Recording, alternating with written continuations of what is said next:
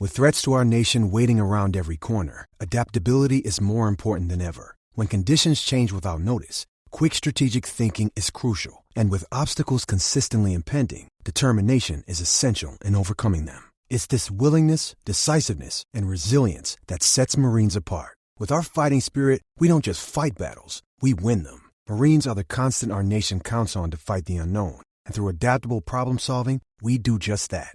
Learn more at Marines.com. It's only a kick, a jump, a block. It's only a serve.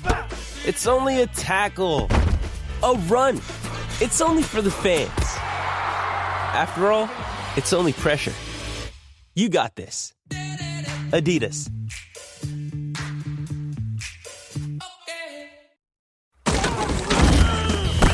Welcome to the College Football Survivor Show, where playoff survival is always on the line. Here are your co-hosts, Doug Lesmerises and Shehan Jeyarjah. Thanks, you guys, for joining us here. Doug and Shehan on this semifinal breakdown. Last week, it was Bama, Cincinnati. This week, it is Michigan, Georgia. We will tell you where each team has an edge, where each team has something to worry about, and players to watch on each team in this matchup between the Wolverines and the Bulldogs. And Shehan, I want to start a little bit out of order. Last week we did the edges first, then the worries. I want to start with the worry because it is the overarching thing. And I want to start with what I think is Michigan's worry. And the worry would be that these two teams are the exact same team. It's just that Georgia has more good players. And I initially felt pretty decent about Michigan's chances here. But I think we are trapped in a little bit of a vortex and some transitive property stuff that is not actually working out. Michigan versus Ohio State, that was a good matchup for Michigan. Georgia versus Alabama, that was a bad matchup for Georgia. I think Ohio State versus Georgia, which if Ohio State had beaten Michigan, this would be Ohio State versus Georgia. That would be a tougher matchup for Georgia. But Michigan, Georgia, I actually think is a really good matchup for Georgia and not what Michigan would want to run into. So my worry is it's a mirror image, but for Michigan, the guys in the mirror are a little bigger and a little faster. And I don't know. This does not seem so good to me for the fighting Wolverines. Yeah, I've heard people talking about the two playoff games and being like, oh, well, Alabama, Cincinnati, I don't know about that one, but like Michigan, Georgia is going to be a game. And I'm just like a little like, maybe? I think you're right? I mean, Georgia's whole team is set up to stop the run, like at an elite level, like at a historic level. Is Michigan going to do anything with that information? I don't know. Because I think that in a lot of ways, Ohio State, you look at their weaknesses and, they had many weaknesses this year, but on the defense side of the ball, right, they got beat at the point of attack pretty consistently. They over pursued pretty consistently. Like you said, they kind of played into Michigan's hands in a lot of ways. So I actually had a kind of similar biggest worry, which is, can Michigan be efficient passing the ball? Because when you looked at Alabama, what Alabama was able to do against Georgia to cause them so much trouble is that they took the game to the outside. They took the game completely out of that defensive interior's hands. They said, okay, Nakobe Dean, you're going to have to go run into coverage and not be here to kind of help with Brian Robinson Jr. We're going to try to beat you on the outside. We're going to go to our receivers. We're going to throw a lot of screens. We're going to throw a lot of slants. And you have to make that tackle every single time and never mess up. I don't know if Michigan can do that. I really don't know if they can. The receiver whose name is escaping me, who got hurt after week 1. Ronnie Bell. If they have a guy like that, right? If they have somebody like that, maybe I feel a little differently about it. But that's a real concern for me, that I don't feel like Michigan can come in and do something dynamic in the passing game. Now, maybe the flip side, because we've talked so much about with Georgia the possibility of them coming in and saying, all right, JT Daniels, this is your time. We're going to be dynamic in the pass game. Maybe Michigan does that with JJ McCarthy, right? Like maybe they do, but I'm a little concerned. I'm not going to lie to you. I think that I'm a little concerned that they're just going to be like, no, we're just going to run the ball more. We're going but it's different. It's not like those other teams you see. We're going to run the ball well. It's like have you seen Arrested Development? Yes. Okay, so there's that scene where Tobias is talking to Lindsay and he's like, and she's like, oh, does this ever work for people? He's like, no, these people just delude themselves into thinking that it would work for them. But maybe it can work for us. And like, I know that Josh Gattis is a really good offensive coordinator. I know that Jim Harbaugh is a really good head coach who I think has proven that in a lot of ways this year. And this is going to be the moment where we kind of, I think, figure that out once and for all. If they can kind of come up with a counter that's not just running counter, by the way, to kind of keep Georgia's run defense on its heels and try to stretch them out in any way. And I do think that there's a scenario where this game is just like a 7-3 football game, and that's probably better for Michigan if that's the case. But yeah, I'm a little concerned. So Harbaugh likes to win the time of possession battle, right? Some coaches don't talk about time of possession anymore. Harbaugh does, and they did that effectively against Ohio State.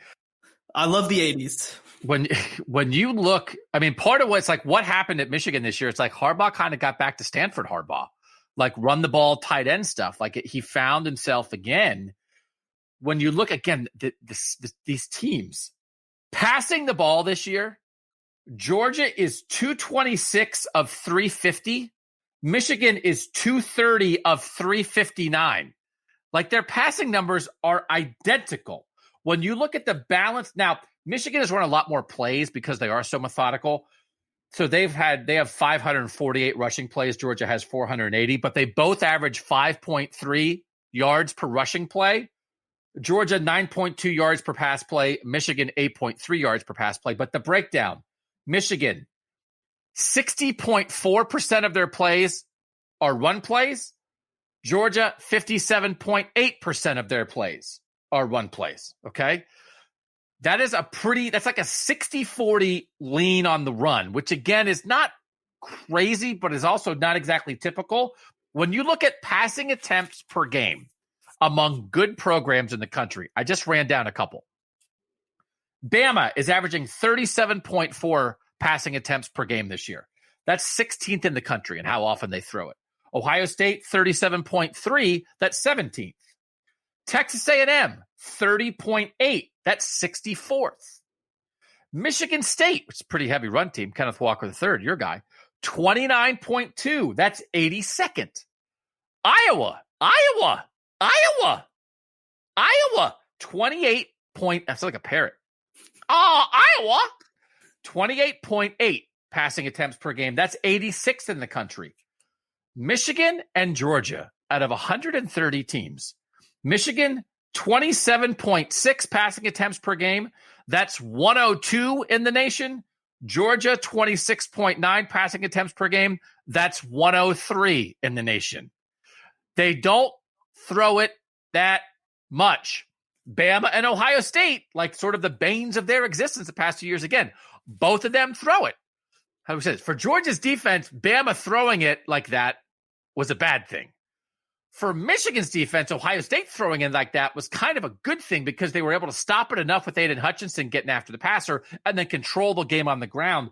But I can't believe it, Shehan. Like I knew they were kind of alike. I can't believe this, and I really do think a lot of this is going to come down to, and you mentioned Josh Gattis for Michigan, the offensive play caller for Michigan versus Todd Monken, the offensive play caller for Georgia. I don't think they're going to fool anybody. They both have starting quarterbacks who are like, okay, with backup quarterbacks that are probably more talented and maybe you're going to play. But I think whether it's Todd Monken or Josh Gattis, who can get the most out of what they obviously like to do, a wrinkle here, a wrinkle there, balance creativity within the run game, going with your bread and butter, but not being stale with it. I think an offensive play caller has a chance here, man, because, again, there are some great defensive players on this field. But I'll tell you, man, There's no Jamison Williams on either team like there was for Alabama. There's no Garrett Wilson for either team like there was for Ohio State. And it's just wild to me. And I just don't know that do you agree? So like, is there a general rule? If you're a team, do you want to play an opponent that's exactly like you? Or do you want to play an opponent that's different than you? Because I think for Michigan, the similarities seem like a bad thing. Yeah, I mean, I think that it's pretty simply, in this kind of performance, the issue is not just that they are the same teams, it's that Georgia, like you said, has more talented players doing the same thing, right?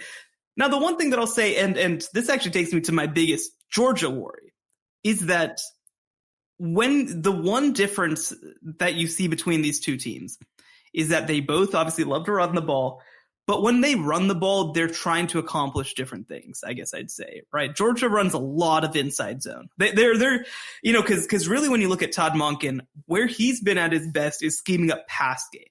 In the run game, he kind of keeps it pretty basic. I'm not saying that he's going to not do anything different against this Michigan defense, but like it's mostly like, we're just going to pancake you. That, you know, we're going to run some ISO blocking stuff and just try to beat you one-on-one. Because you can do that, because we're freaking Georgia. Michigan seems a little more aware of not their limitations, because their offensive line is really good, but of who they are, right? And so I think that one thing that Josh Gattis has done that's different than previous years, because I think that some Harbaugh running games are a little more like that Georgia game historically. I think that one thing that Josh Gattis has done is, again, he runs a lot more misdirection in the run game. Right, like he's coming at you from different angles. He's trying to hit the edge in different ways. He's trying to create one-on-one matchups. I think that he is much more versatile in the way that he schemes up the run game than what Todd Monken has done to this point. I'm not saying that he is. I don't want to make a value judgment on who Todd Monken is, but I think that will be an advantage for them. And actually, the funny thing is, right, you look at expected points added, which is a stat that kind of takes into account field position and situation and basically gives it like a number value, right? Like if you look at EPA per rush, Michigan is one of the better rushing teams in the country at 27th in EPA per rush. Georgia's actually only 79th, right? They're not a super efficient run offense. They're a productive run offense because they do it so much, but they're more of like this is just in my head because I was writing a preview yesterday. You know, it's like Minnesota, right? Minnesota's just trying to like bash you over and over again, and they don't care that they're inefficient. That's not really the point. The point is that they're going to keep coming at you. And Georgia's not to that level because Georgia's got multiple 5-star running backs, but they are a little more like that. And that means, funnily enough, they've been more efficient in the pass game, mostly because they've only had to unleash it when they've needed to. And so I think that that's going to be key for Michigan, and that's my probably concern for Georgia is I think you gotta be a little bit more flexible schematically in the run game. I think you need to find ways to create ISO opportunities to get because another part of this too, because I'm just going to go into this game assuming that Stetson Bennett is going to be the starting quarterback and that Cade McNamara is going to be the starting quarterback. It might change, but that would be a little bit of a departure, and it's kind of hard to project stuff that we haven't really seen to this point.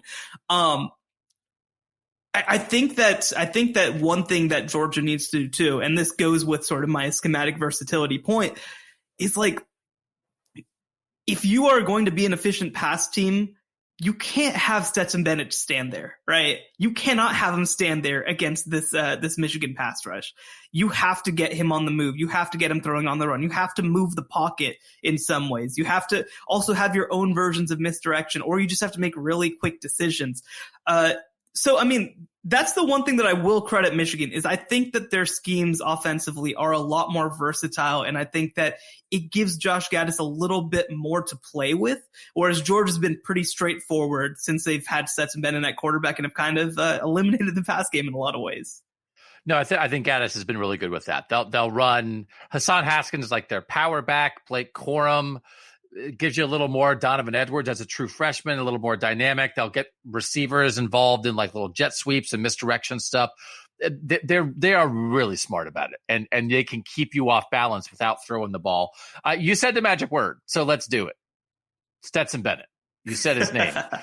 So like that's my Georgia worry is Stetson Bennett. That's the worry. The quarterback. We talked about this before. It's why we tried to wait to do the Georgia one because we're like, maybe that's not going to be the thing. Kirby Smart talked to reporters, to Georgia media, on Monday. I was reading the transcript of that. He said, we're going to play the guy that gives us the best chance to win. Oh, so they're not going to play Stetson Bennett. I don't know what it is. I feel terrible. There is nothing funnier to me than ragging on Stetson Bennett. It literally, I don't know why. It's partly because his name is Stetson Bennett. It's partly because I do a voice. It's partly because the TV walk-on dramatic music kind of thing, and at the end of it, right, you're playing a walk-on at quarterback for a team trying to win a national championship. I get it. It's a wonderful story. Your backup as a 5-star recruit, maybe play that guy. But I have to think JT Daniels is going to be involved. But the thing that you said, one of the reasons they keep playing Stetson Bennett, one of them, because a lot of that sort of inefficient pound the ball with the run game, they then work play action off that, and he's pretty good at that. No, and you look at EPA per pass, they are number 4 in the country in EPA per pass. The number 2 thing is they think he's more mobile than JT Daniels, and if Aidan Hutchinson's going to be chasing the quarterback around, I think they'd rather have it be Stetson Bennett than JT Daniels because they think maybe he can move a little bit. I think they're wrong, but sure. Well, of course they're wrong. They're going to play him. Of course they're. But I do think so. Here's the very, very difficult thing. He actually made some decent plays against Alabama, but that game that was a tie game at halftime, it's 31-17 in the second half. It's still a game, and he throws 2 awful picks, and that's it. They also went for it on a 4th down, like kind of near the red zone on a 4th and 9, where they blitzed like 3 guys, and he had to throw the ball away, but he couldn't make a play. But he just made killer mistakes. And so if you make 2 killer mistakes, Michigan might win. If you make 2 killer mistakes. So I get that he's a little more mobile. I get that he works the play action. He's 9-0 as the starter this year. Again, JT Daniels was the starter. He got hurt. Stetson Bennett came in. They have not put JT Daniels back in, but JT Daniels between last year and this year is 7-0. Yes. So and also 9-1. He did lose the SEC title game. Oh no, I'm sorry. I'm right. He lost the game that devastatingly ruined their season and set them up for failure. Other than the one that he single-handedly lost that I just was mentioning. Yes. Other than that, Miss Lincoln, how was the play?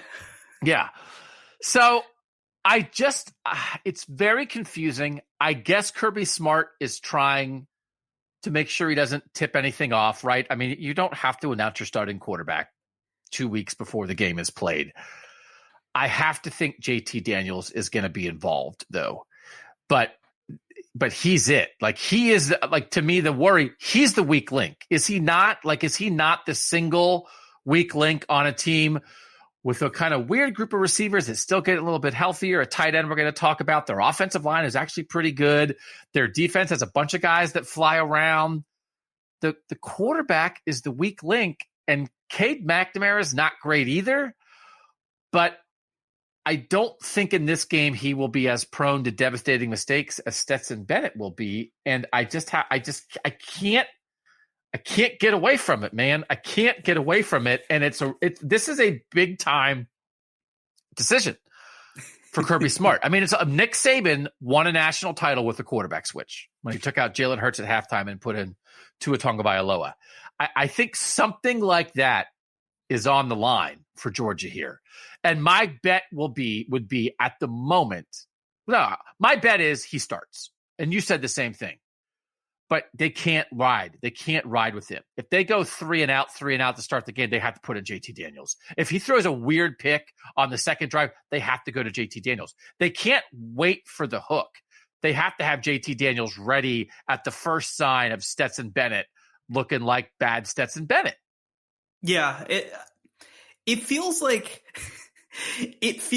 Georgia went through this season, and then obviously JT Daniels gets hurt, and they're like, man, we're not just winning, but like with this story, we could have a Disney movie made about us. And we're like, we're so good. We don't just have to win. We get to choose how we win. We're going to win with the former walk-on, and we're going to carry him off our shoulders, and we're going to finally make a version of Rudy that's a good movie.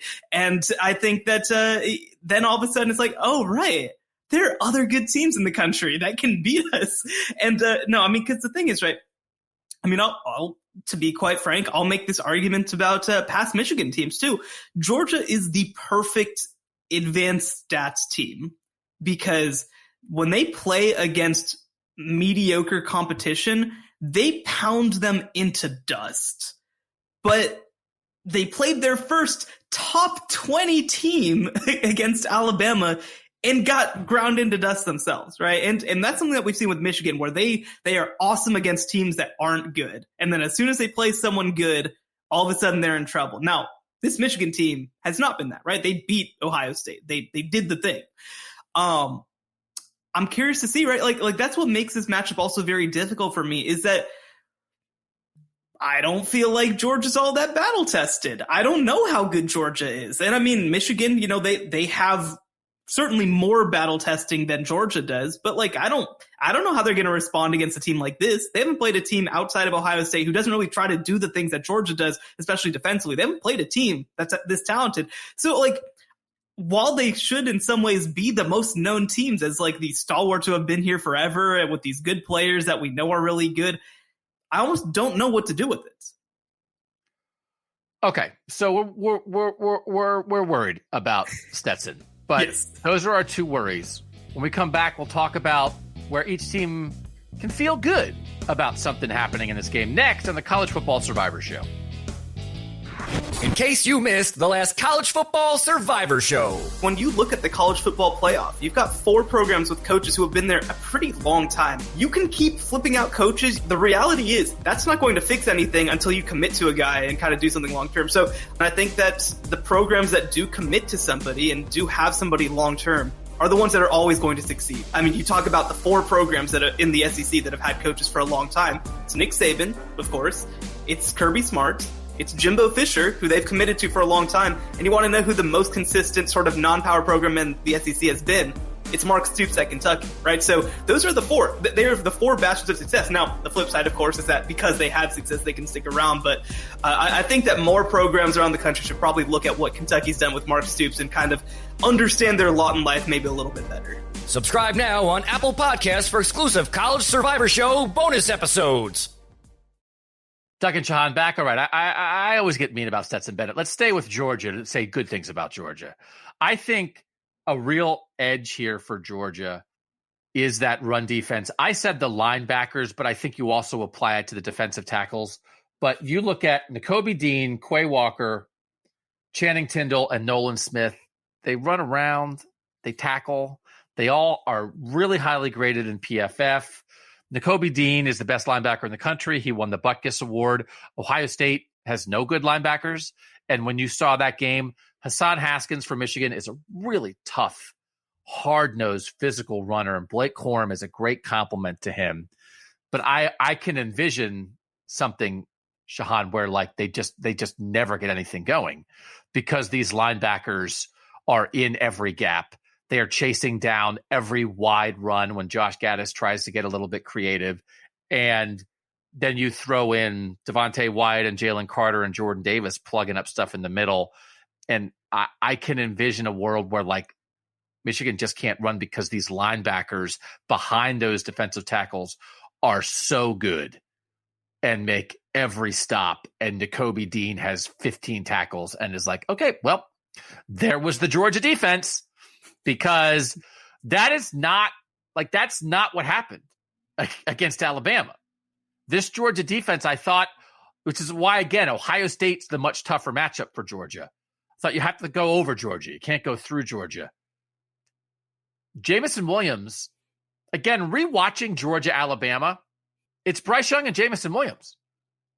And they did get some pressure, and Bryce Young just stepped up and made plays.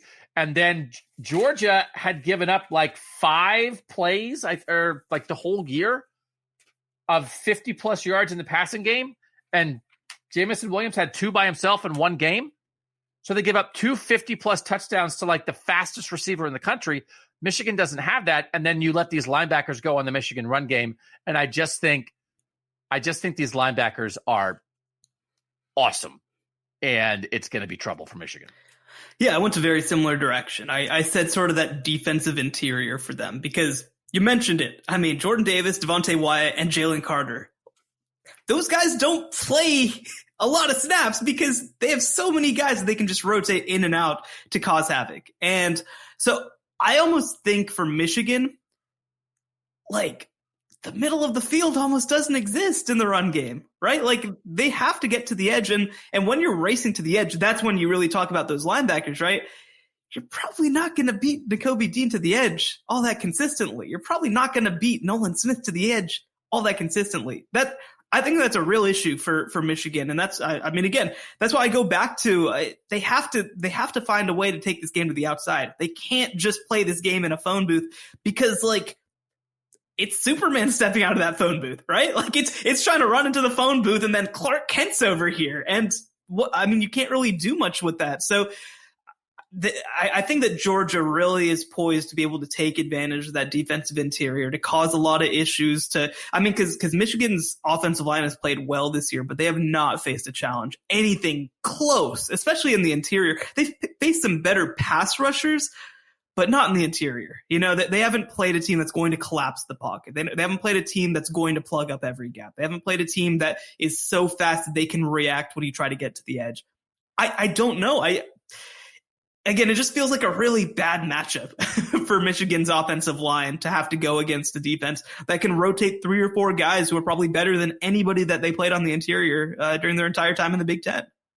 Again, we're just, I think a lot of people, and reasonably so, you're judging Georgia off the Alabama game. Yes. But the Alabama game, that defense, right? Oh, that Georgia or Alabama took it to that Georgia defense. Bama scores 41. It's 2 touchdowns of 50 plus to Jamison Williams and a pick 6 are 21 of the 41. Yes. And Michigan doesn't have any of those things. They need explosive plays. And I mean, so the one thing that you say, right, is that Blake Corum has been an explosive running back when he can get into space. So like, I think that I would expect that Blake Corum has a breakaway touchdown run. I think he's going to have a 50 plus yard play. The issue is I think that might be the only one, right? I think that you need to have 2 or 3 plays of 30 plus yards in this, probably more than that. You probably need 3 or 4 plays of 30 plus yards in this game to really keep the Georgia defense on their heels to the point where you can beat them. And I'm just worried. I don't know that they have another guy, especially on the outside. I know that I keep coming back to this, but I don't feel like they have a guy who's going to stretch them on the outside. And I don't know that Cade McNamara is going to find him if they do, right? I mean, that's been a real issue for them. So, like, it's funny. It does feel like Michigan's like a player away on the outside from being like a title, like that good of a team, right? But at the same time, I certainly don't think that Georgia convincingly has that guy either.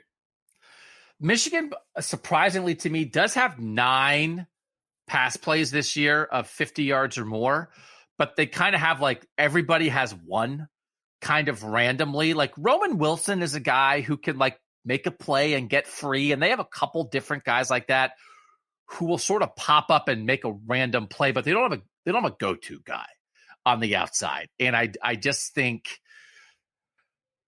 I'm sure Josh Gattis, who was in the mix for some of this head coaching stuff, it felt like maybe if Tony Elliott had turned down Virginia, maybe Josh Gattis, according to some reports, would have been the guy for Virginia there. I bet you he's watching film and gritting his teeth a little bit. Like he's really got to find something, because I just think it's tough. All right. That's enough. Now we're being mean to Michigan. They're good. Michigan's good. What's your edge for Michigan here, Shehan? Well, I'm so glad you asked that question that way. My edge for Michigan is the edge. I think that they're going to really be able to get around the edge. They have 2 of the best pass rushers in college football, 2 potential first-round guys in Aidan Hutchinson and David Ojabo, which, by the way, I will say, not to be mean to Michigan again, I feel like I'm going a little crazy seeing Aidan Hutchinson at the top of draft boards, but that's okay. He's a top 10 pick, but number 1 feels like a lot. But they are really good on the edge, right? I mean, they have gotten after the passer like nobody else. I think they're going to make Stetson Bennett's day absolute hell if he does try to stand back in the pocket and do things. And I think that they're versatile enough. I expect to see some unique formations from Mike McDonald, right? I expect to see, maybe we'll see some odd, right? Maybe we'll see them kind of line up a little bit more inside. Maybe we'll see them moved around a little bit. I'm curious to see how he kind of uses those chess pieces, because I think that they're 2 of the best chess pieces that he has. I agree. That was also my thing. And the interesting about this is is that Hutchinson and Ojabo, I think, are an edge against anybody, right? Because Ohio State has some big-time tackles that are going to be high NFL draft picks, and they got their business done against those guys, right? And I do think they flip-flop sides. It felt like I wasn't as much of a believer of Ojabo early in the year, but I really like the pairing because you don't know where they're going to line up from play to play. And Ojabo's a speed guy, and I think he gets tackles worried about getting beat around the edge. And then they face Hutchinson, and then Hutchinson can bully them a little bit and go inside. And then they get bullied by Hutchinson, and they're trying to make sure they are sturdy in their pass pro. And then here comes Ojabo again, and he's beating them around the corner. And the back and forth, you can almost see the tackles, their heads are swimming. And that it's constant, but it's different because they do change all the time. And it's the pairing. They both are double-digit sacks. It's funny, you look, Georgia actually has more sacks than Michigan this year. But Georgia has 5 guys with 4, and Michigan has 2 guys in double digits and nobody else with more than 2.5. So this is all Hutchinson and Ojabo, and they've got to figure out a way to get to the quarterback. But when we talked about the Alabama-Cincinnati game, we pointed out some of the real weaknesses other than Evan Neal on the Alabama offensive line. The Georgia offensive line, I know, had some issues against Alabama, but they're pretty good. They don't have an obvious weak link. Their 2 tackles, Jamari Sawyer and Warren McClendon. Sawyer's number 2 in the SEC in PFF grade for tackles. McClendon's number 17, but for instance, Chris Owens, the Bama right tackle, according to PFF, has given up 36 pressures this year. Now we're being mean to him again for 2 podcasts in a row. Just context. Sorry. I'm sure he's a lovely person. 36 pressures. The 2 Georgia tackles have given up 6 and 2. That's how different that is. So they are not vulnerable to this. Sawyer was a second team All SEC. Justin Schaefer at left guard right next to him, a second team All SEC. Their veteran, Sawyer, was actually out for a month and came back for the Alabama game. So that's good for Georgia that he's back. And they also, their right guard and their right tackle, both of their first names are Warren. And Warren is my fake name that I use when I use a fake name. You know how sometimes you have to use a fake name? No. Sometimes you're just in a situation, it's I'm not going to give my real name here. I'm going to give a fake name. I always say Warren. The best example I have of that is just going to Starbucks and not wanting to explain what Shehan is. But no, I've never been in that particular situation. No. I mean, not in a bad way, not a terrible way. Just you're meeting a guy, you're doing, it's yeah, what's your name? It's it's Warren. So I appreciate Warren. I don't like being in situations where I can be found out that easily. It just seems like it would be really easy for me to get figured out if I just gave fake names. Don't can I get away with Warren though? Don't I look like a Warren? I got a little Warren vibe to me, don't I? There's a million white guy names that you could all get away with, but I don't know what it is specifically about that. I don't know. I just want to reiterate. I've never been in a situation where I'm I should give a fake name right now. So I'm in on the Warrens. I'm in on the double Warren right side of the line for Georgia. So this is an edge for Michigan, because their edges are so good. But it is not really a Georgia weakness. But it wasn't really an Ohio State weakness, and Aidan Hutchinson still won the game. And Ojabo still made him nuts. So you don't have to have bad tackles for the Michigan edge rushers to have huge games. And I do think we all came around on this. I understand your point about Hutchinson that, listen, you look at the All Big Ten team. It was Ojabo and Hutchinson made first team All Big Ten defense for Michigan, and Dax Hill in the secondary made it. It's a little bit I think they stand out because they're so clearly the best guys. And also, I just really, really like Josh Ross, the Michigan linebacker who made a huge stop against Ohio State. Really good Big Ten linebacker. But it's kind of thing with all we talked about all year with Georgia. There's so many great Georgia defenders that it's harder to differentiate them. But Nakobe Dean is certainly one of them. Jordan Davis, finished in the top 10 in the Heisman voting, is certainly one of them. But if you are saying the Aidan Hutchinson love fest is maybe 20% out of control. Now that he finished second in the Heisman, he's being talked about as the number 1 overall draft pick. And like, I'm not sure that he's Chase Young. I'm not sure that he's, Will Anderson, who's going to be the number 1 pick in 2023. I kind of know what you're talking about. No, I think that it just feels like Aidan Hutchinson's been good all year. I mean, we had our All-America call before the Ohio State game, right? And he was already on our list. And obviously, if he wasn't, we would have put him on our list after that game. I have no issue with him being a Heisman finalist. I think that's great. But I guess we got to see how he tests, right? That's going to be the big thing. But it just feels like maybe this all comes back to, I just feel like people are overthinking the hell out of Kayvon Thibodeau. Just being like, oh, well, we saw him and he wasn't that, no, man, this guy changed everything about Oregon this year. And they're going to be so much worse next year for not having him. And same with Kyle Hamilton. I mean, you don't usually draft a safety number 1 overall. I'll certainly say that, but I don't know. I just did not, I did not see him, sort of this very workmanlike pass rusher as being like, oh, this is the can't miss number 1 overall draft pick. But also, it's kind of that kind of draft too. Yeah, right. No, like Joe Burrow or Trevor Lawrence at the top of it from a quarterback standpoint. Yeah, it'll be an interesting draft. And we'll talk about that, I'm sure, in the offseason here on the College Football Survivor Show. All right, so we agreed the Michigan strength. We're kind of in the same general idea of the Georgia strength as well. So let's go to players to watch. Let's start with Georgia. Who's your guy? My guy is a guy who came back for the first time against Alabama, and that's George Pickens at wide receiver. I think that he is the guy for Georgia's offense who has the best chance to just hit. Right, because that Zamir White's going to be doing his thing at running back. That Brock Bowers is going to be doing his thing at tight end. I think that George Pickens, independent, again, I don't really want to get into the quarterback thing because I just think that, again, it's going to change everything if that happens. But, if Stetson Bennett's the starting quarterback, I still think that George Pickens is the kind of player who's proven that he can win these one-on-one matchups. He can cause a lot of havoc in the secondary. He can have a breakaway touchdown pass.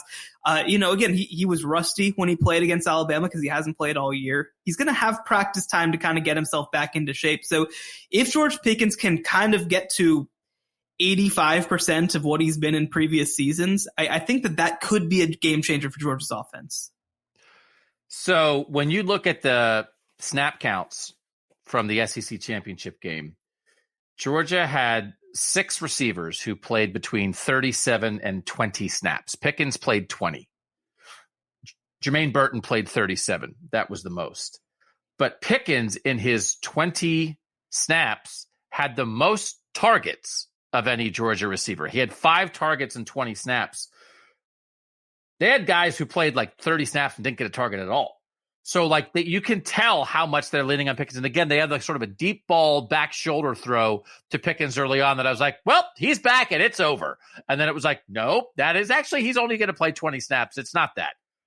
Jermaine Burton is a guy that they have relied upon, but you can tell A.D. Mitchell is a guy that they have relied upon as a freshman, but Kearis Jackson, they've relied upon. They've just been searching for it all year, though, just mixing, matching. Ladd McConkey is a guy who stepped up.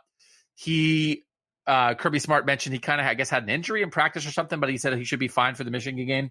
So they're still going to rotate guys through there, Shehan. But Pickens is clearly the guy that they believe in the most, that has the best chance to make big-time plays. I guess the question is, when you're picking George Pickens as your guy to watch for Georgia, do you think he has to play a decent amount, more than 20 snaps? Does he have to have more than 5 targets? Does he have to be impactful for Georgia to win? Because he's been the wild card all season, with everybody kind of expecting, we'll wait till they get to the playoff and he's back. Does he have to be back? I think so. So let's just say that Georgia plays 70 offensive snaps. I think that he needs to be on the field for 35 to 40 of them, because I think that more than anything else, you need him to make a big play, or you need him to set up a big play by being a threat, right? I mean, I think that's the big thing. And with the time in between the SEC championship game and the playoffs, I feel like there's enough time for him to do that, for him to get his conditioning back, to participate in real practice. Because, during the season, you're not practicing, right? I mean, you're game planning. It's really focused on an individual week. You're not trying to install things. You're not trying to get back. I think that this is an opportunity with him having several weeks off to have a chance to get back. So you mentioned it. I mean, to be on the field for that few snaps and to still get that many targets, I mean, that's what it's about, right? Like, I mean, it's the idea that he's going to get open. And the other thing too, because you look at sort of the target grades. The other guy who got a lot of targets, of course, is Brock Bowers, because he's in the middle of the field. He's my guy. He's my guy to watch for Georgia. For sure. No, and it makes perfect sense. But like, Brock Bowers is very much the, when we were talking about for both Alabama and Cincinnati last week, right? It's more about trying to take what's there. Whereas I think that George Pickens is more about trying to take what's not there per se, right? It's trying to capture an area of the field that Georgia otherwise would not have threatened. It changes the entire way, I think, that Michigan has to play defense if George Pickens does go out there and just hits on one or two of these big plays. I agree with that. But Bowers, the reason I picked Brock Bowers is I think he's the best offensive player in this game. I don't think that's an exaggeration. I didn't want to pick tight ends for every single one of our picks. I think that's the biggest thing. Which is a credit to him. He's a true freshman. He's one of the very best true freshmen in the country. I think he was first team All-American on some teams, right? At tight end. I mean, he's as good as any tight end in the country, if not the best tight end in the country.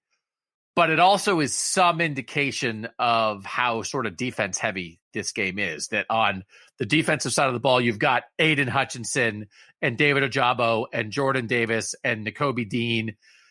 And on the offensive side of the ball, you have Georgia's true freshman tight end, right? That, again, Hassan Haskins from Michigan is a really good running back. But it's just, he, I think, could be just like dominate the game. I think he could have 15 catches. Like, I just think that if they're going to hunker down and win with their defense, but, Michigan has a good defense too, and they got to throw the ball a little bit. I mean, it's what they've done all year. I mean, he's like simultaneously like their safety valve and their most dangerous guy. And so, especially if it's Stetson Bennett, like he's just the guy that they have leaned on. And again, we know he's really good. He leads them with 47 receptions and 791 receiving yards. Nobody else on this team for Georgia has more than 430 receiving yards, which is, I mean, that's a pretty stark difference. He's a really good football player right now. I think it's possible. He also has 11 touchdowns. Nobody else on the team has more than 5 receiving touchdowns. I think it's possible that like by the end of the playoff, he's like super famous. that he's, because like everybody loves George Kittle and Rob Gronkowski and Travis Kelce. Football fans are sort of conditioned for the dynamic tight end, right?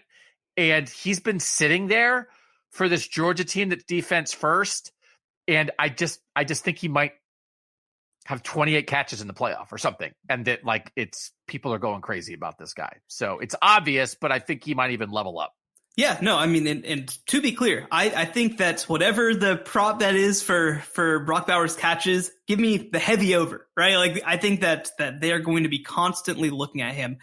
The flip side, though, is I do think that Michigan's also going to be expecting it, right? I think that Michigan, outside of stopping the run, which certainly will be their top priority regardless, I think that they're going to expect Stetson Bennett to constantly be looking for that safety valve. And I think that Brock Bowers is going to be that safety valve in basically every single case. And this actually takes me to my player to watch from Michigan.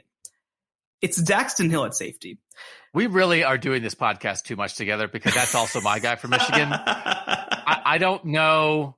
Well, it's like, hey, let's start a podcast. Let's try to find, maybe you guys can debate and disagree on stuff. And it's like, by the end of the year, it's like, nope, we just share a brain now. Cool. That's a scary thought. But for me, it's Dax Hill because I think for Mike Macdonald, this is the chess piece, right? I mean, we know what these defensive linemen can do. We know what they're going to do. I think that Dax Hill is going to be able to kind of be moved around in a way where his talents are, I guess, best used. And I think in a lot of ways, it's going to be causing havoc for Brock Bowers. I think that he could be brought down to try to take away some of that middle of the field in a lot of ways. Because I mean, I'm just trying to envision the game, right? I think what's going to happen a lot is Georgia's going to snap the ball. It's going to be a play action situation. They're going to, fake the handoff to Zamir White. Stetson Bennett's going to step back, stand all 5'9" of him tall in the pockets, and then he's going to constantly be under pressure and just look for Brock Bowers immediately, right? And so I think that there's going to be a play where he tries to find the safety valve of Brock Bowers in the middle of the field and Dax Hill picks him off because he just sees it coming, right? And maybe that's the straw that breaks the camel's back that gets JT Daniels into the ball game too. But I think that Dax Hill is just going to be moved around to where the havoc is per se. And I do expect it's going to be in that middle of the field. And so I think that he needs to have a really good game. I think he needs to be big in run support as well, because this is a really good Georgia run offense. I think that he's the one guy on this Michigan defense that you think if he plays his cards right, he can do everything in a way for this Michigan defense. You saw the pick six Alabama safety Jordan Battle had in that Georgia game, kind of like lurking in coverage, breaking on a ball. And it feels like you go watch some Dax Hill highlights. This guy makes plays like in the middle of the field all the time, whether he's in man or zone. He's around the ball. He can stay with a guy in man coverage. He lurks. He's diving to catch tipped passes kind of thing. And yeah, I mean, you can envision him baiting Stetson Bennett into a throw, like being that playmaker kind of thing. So I do think for me, I did feel a little bit like, well, I think like Brock Bowers is the key guy, but actually he might get maxed up with Dax Hill a lot. And he's a key guy for Michigan, but there's going to be a battle in the middle of the field over this stuff, because that's where a lot of Stetson Bennett's money has been made. A little bit of play action stuff, and then boom, here's the tight end over the middle. And as you said, Michigan is definitely going to be aware of that. Okay, we'll take a last quick break here on the College Football Survivor Show. Come back, final thoughts on this Georgia-Michigan semifinal next. The College Football Survivor Show, where playoff survival is always on the line. All right, as we said, Shehan, we're not making our picks now because we'll do that the week of the game. This line opened at 7.5. Georgia favored by 7.5. Last I'm seeing now it's still 7.5. And the one stat, again, just to reemphasize some of the stuff we were saying, the Jamison, like, I know this is not an Alabama podcast, and we already talked about Jamison Williams. Jamison Williams just is like a stick of dynamite for a defense, and they just dropped so we called the Georgia defense a swarm of bees earlier this year. Well, they're also maybe they're like a school of piranha, right? And this was one of those where you go fishing with the stick of dynamite, and they threw the Jamison Williams stick of dynamite into the pond, and it exploded, and all the piranha died, and they all floated up to the surface, and it's like, how did you kill so many piranhas? One stick of dynamite, man. You don't throw a bunch of lines in the water and try to catch the piranha one by one. You just drop a receiver with 4.2 speed who's going to have 180 yards receiving on them. And it changed the perception of Georgia. But there's that Georgia team still in there. That Bama game, Alabama gained 536 yards on 70 plays, 7.7 yards per play. Jamison Williams had 184 receiving yards on 7 catches, 26.3 yards per play.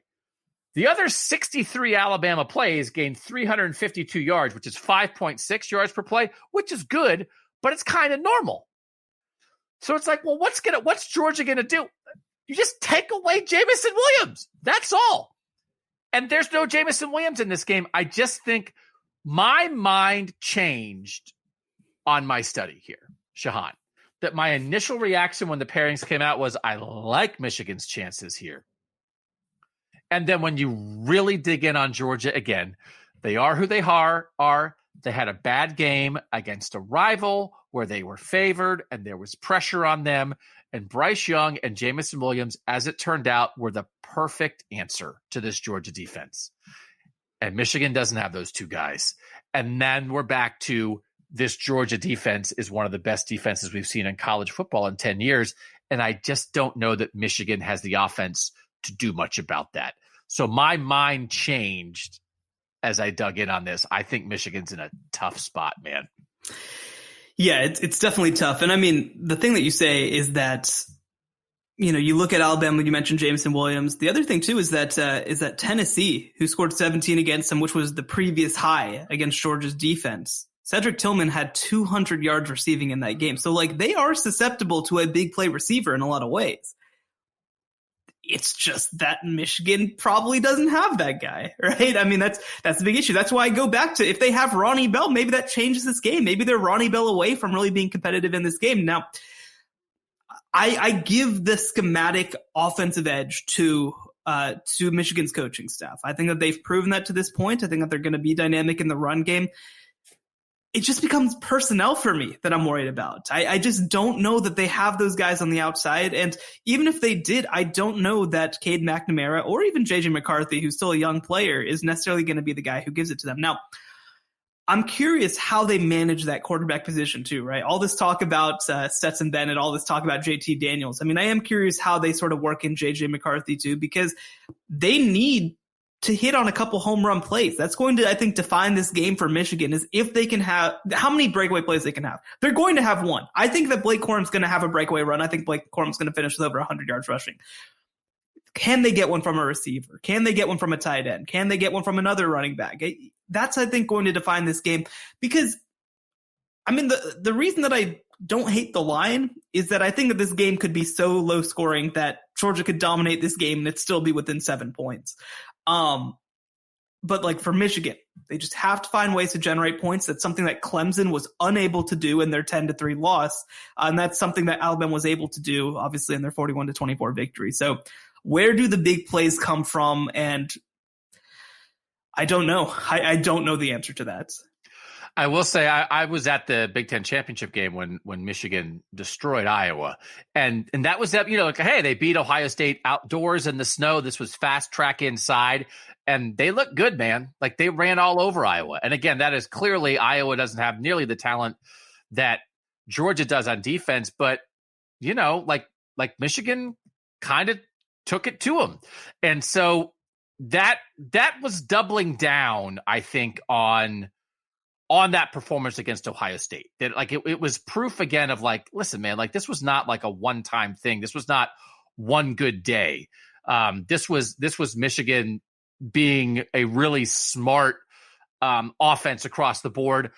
Roman Wilson had a 75-yard touchdown for Michigan in the Iowa game. They scored a touchdown on Donovan Edwards, the running back, on a halfback pass. Right, they ran a flea flicker against Ohio State. I do think, to your point, not that Georgia's not well coached, because Dan Lanning, the defensive coordinator, just got a head coaching job based off this. I just think Michigan has been exceptionally well coached this year across the board, and so I think they have a chance to dial something up. Yeah, the big concern for me, right, because you talk about they go and beat Iowa 42-3, look really, really good while doing it. The number that worries me is that you take out that halfback pass touchdown, and Michigan as a team is 17 for 27 for 175 passing yards, 1 touchdown, 2 interceptions. Like, that's not good, right? Like, that's not good. And I think, a comparable type pass defense to what you're going to see from Georgia, right? I mean, they're definitely, I think, a little better against the pass maybe, and not as good against the run. But like, when you're watching a comparable kind of defense really kind of give Cade McNamara a lot of hell, that's a concern to me, right? Because I don't think that they're going to be able to run for 6.2 yards per carry against Georgia. I just don't think that they're going to. And so I hope that this game ends up being a little more dynamic on the Michigan side than I fear that it's going to be. I don't want to make it sound like I said that wrong. The Donovan Edwards 75-yard pass was to Roman Wilson. So that was the same play that Roman Wilson caught that one from Donovan Edwards. But they got out to an early lead. But they did look like Michigan looked fast and athletic and dynamic in that Iowa game. So that was a credit to them. Like, when I watched that, I thought, yep, that travels. That looks like that can give Georgia a game. But a lot of it is when they run it well, then they don't have to throw. So some of the statistical stuff with McNamara, like, he had a big game against Michigan State, right? Because he sort of needed to. Like, sometimes they don't throw it because they don't need to. If you think Georgia is going to stifle their run, not maybe slam the door, but slow it down, then they are going to have to throw, and then can they? And then we're back to that quarterback discussion again on both sides of the ball. I think it's play callers and I think it's quarterbacks.